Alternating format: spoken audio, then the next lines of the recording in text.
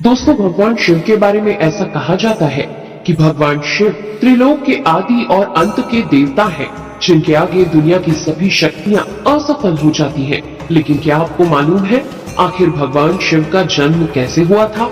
उनकी माता कौन थी और उनके पिता का क्या नाम था? उन्होंने किससे अपनी शिक्षा प्राप्त की थी और किस किस को शिक्षा का दान दिया था? अगर नहीं तो चलिए, क्योंकि इस वीडियो के माध्यम से हम आपके इन्हीं सभी सवालों का जवाब देने वाले हैं, इसलिए प्लीज इसे स्किप किए बिना एंड तक जरूर देखना। दोस्तों, आज सबसे पहले भगवान शिव के जन्म से जुड़ी पहली कहानी यानी शिव पुराण की एक लोकप्रिय कथा के बारे में बताने वाले हैं। शिव पुराण के अनुसार भगवान शिव को स्वयंभू माना जाता है, जिसका मतलब होता है कि भगवान शिव का जन्म स्वयं ही हुआ था।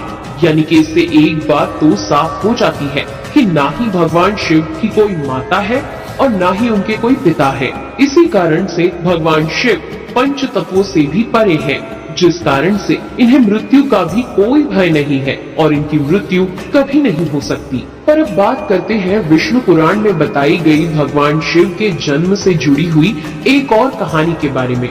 विष्णु पुराण में बताया गया है कि भगवान विष्णु के माथे से निकलने वाले तेज के कारण भगवान शिव की उत्पत्ति हुई थी और उनके नाभि से निकलते हुए तेज से कमल पर विराजमान ब्रह्मा जी का जन्म हुआ था। मगर दूसरी ओर भगवान विष्णु के जन्म के बारे में शिव पुराण में बताया गया है कि एक बार की बात है जब भगवान शिव अपने घुटने मल रहे थे और उनके घुटनों से निकलने वाले मैल से भगवान श्री विष्णु जी का जन्म हुआ था। पर अगर ऐसा हुआ है तो विष्णु पुराण और शिव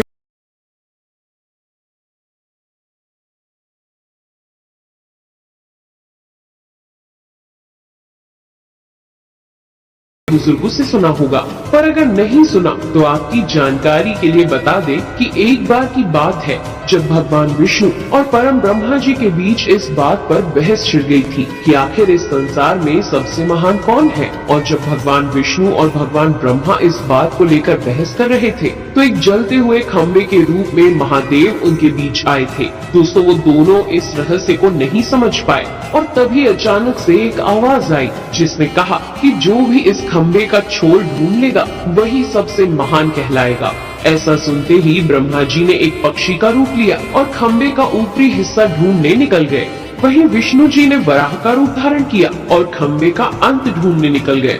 बहुत देर तक खोजने के बाद भी दोनों में से किसी को भी खंबे का छोर नहीं मिला और दोनों हार मानकर वापस आ गए। जिसके बाद भगवान शिव अपने असली रूप में आए और फिर भगवान विष्णु और ब्रह्मा जी ने ये मान लिया कि महादेव ही सबसे महान और शक्तिशाली है। इनसे बड़ी शक्ति इस दुनिया में कोई नहीं है।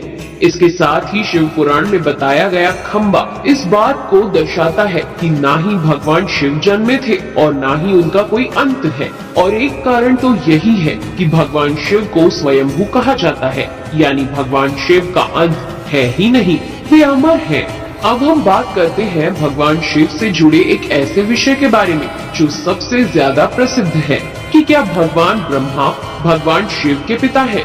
जी हाँ, इनकी ये कहानी लोगों के बीच काफी प्रसिद्ध है। तो आपको बता दें कि आखिर किस प्रकार भगवान शिव ने ब्रह्मा पुत्र के रूप में जन्म लिया था। इसके पीछे विष्णु पुराण की एक पौराणिक कथा है जिसके अनुसार जब धरती, आकाश, पाताल या कहे पूरा यूनिवर्स जलमग्न यानी पानी में डूबा हुआ था, तब भगवान विष्णु के अलावा कोई भी देव या प्राणी इस संसार में नहीं था। तब केवल विष्णु ही जल सतह पर अपने शेष नाग पर लेटे हुए नजर आ रहे थे। जिसके बाद उनकी नाभि से कमल की डंडी पर ब्रह्मा जी प्रकट हुए और जब भगवान ब्रह्मा और भगवान विष्णु इस यूनिवर्स से संबंधित बातें कर रहे थे तब भगवान शिव प्रकट हुए। जिसके बाद ब्रह्मा ने उन्हें पहचानने से इनकार कर दिया। इस कारण से भगवान शिव रूठ गए और उनके रूठ जाने के कारण भगवान विष्णु ने उन्हें दिव्य दृष्टि प्रदान कर ब्रह्मा जी को भगवान शिव की याद दिलाई।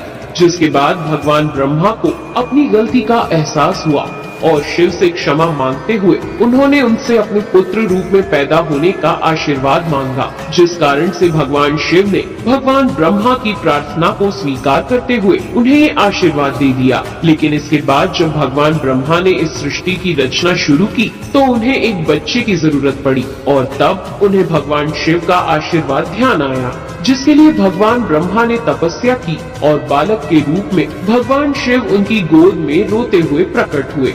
आपको बता दें कि ये भगवान शिव का एकमात्र बाल रूप है।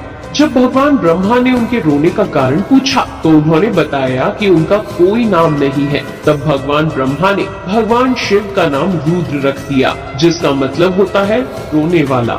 पर इसके बावजूद भी भगवान शिव चुप नहीं हुए, इसलिए ब्रह्मा ने उन्हें दूसरा नाम दिया। पर शिव को वो नाम भी पसंद नहीं आया और फिर भी वे चुप नहीं हुए। इस तरह शिव को चुप कराने के लिए भगवान ब्रह्मा ने भगवान शिव को 108 नाम दिए थे, जो रुद्र, शर्व, भाव, उग्र, भीम, पशुपति, ईशान और महादेव जैसे नाम थे।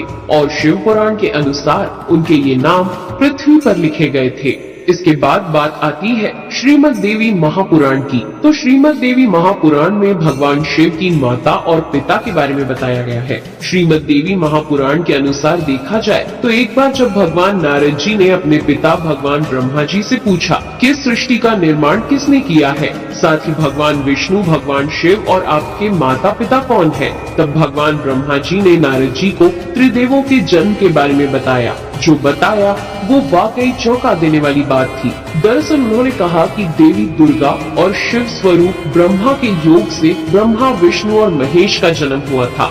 यानी प्रकृति का रूप लिए माँ दुर्गा ही हम तीनों की माता है और ब्रह्मा यानी काल सदाशिव हमारे पिता है। इसके साथ ही श्रीमद् देवी महापुराण में भी भगवान विष्णु और भगवान ब्रह्मा के बीच हुए झगड़े की एक कहानी मिलती है, जिसके अनुसार एक बार श्री ब्रह्मा जी और विष्णु जी में झगड़ा हुआ और दोनों में बहस छिड़ी हुई थी। तब भगवान ब्रह्मा ने कहा कि सृष्टि को मैंने बनाया है और मैं ही प्रजापिता हूँ, जिसके जवाब में भगवान विष्णु जी ने कहा कि मैं आपका पिता हूँ, क्योंकि आप मेरी नाभि से निकले हुए कमल से पैदा हुए हैं। और धीरे धीरे कर ये बहस बढ़ती गई। दोस्तों, इसके बाद इन दोनों का झगड़ा सुनकर सदाशिव वहाँ पहुँचे और उन्होंने कहा कि पुत्रों, मैंने ही तुमको इस संसार को बनाने और इसे संभालने के केवल 2 काम दिए हैं। इसी प्रकार मैंने शंकर और रुद्र को संहार और तिरोगति के कार्य दिए हैं। इसके साथ ही उन्होंने कहा कि मेरे 5 मुख हैं। एक मुख से अकार, दूसरे मुख से उकार, तीसरे मुख से मुकार, चौथे मुख से बिंदु और 5वें मुख से नाद यानी कि शब्द प्रकट हुए हैं। उन्हीं पांचों को एक साथ मिलाकर देखा जाए तो एक अक्षर ओम बनता है, जिसे आज हम सभी भगवान शिव के मूल मंत्र के रूप से जानते हैं। इतना कहने के बाद भगवान ब्रह्मा और विष्णु दोनों ही समझ गए कि भगवान शिव से ज्यादा शक्तिशाली इस दुनिया में कुछ भी नहीं है और दोनों ने भगवान शिव को प्रणाम किया और चले गए। चलिए दोस्तों, अब जब आप भगवान शिव के बारे में इतना तो जान ही चुके हैं, तो क्या आपको पता है कि आखिर भगवान शिव ने किससे शिक्षा प्राप्त की थी और उनके गुरु कौन थे? हम जानते हैं शायद ही इसका जवाब आप में से किसी को पता होगा, पर जिन्हें नहीं पता उन्हें बता दें कि भगवान शिव स्वयं इस संसार के गुरु माने जाते हैं, जिन्होंने इस संसार में गुरु शिष्य की परंपरा की शुरुआत की थी। लेकिन अगर सवाल आता है कि आखिर भगवान शिव किसके गुरु थे, तो आपको जरूर जान लेना चाहिए कि हिंदू धर्म के ग्रंथ कहते हैं कि ब्रह्मा जी और शिव जी इस संसार के सबसे पहले गुरु हैं, जिन्होंने गुरु शिष्य के इस रिश्ते की शुरुआत की थी।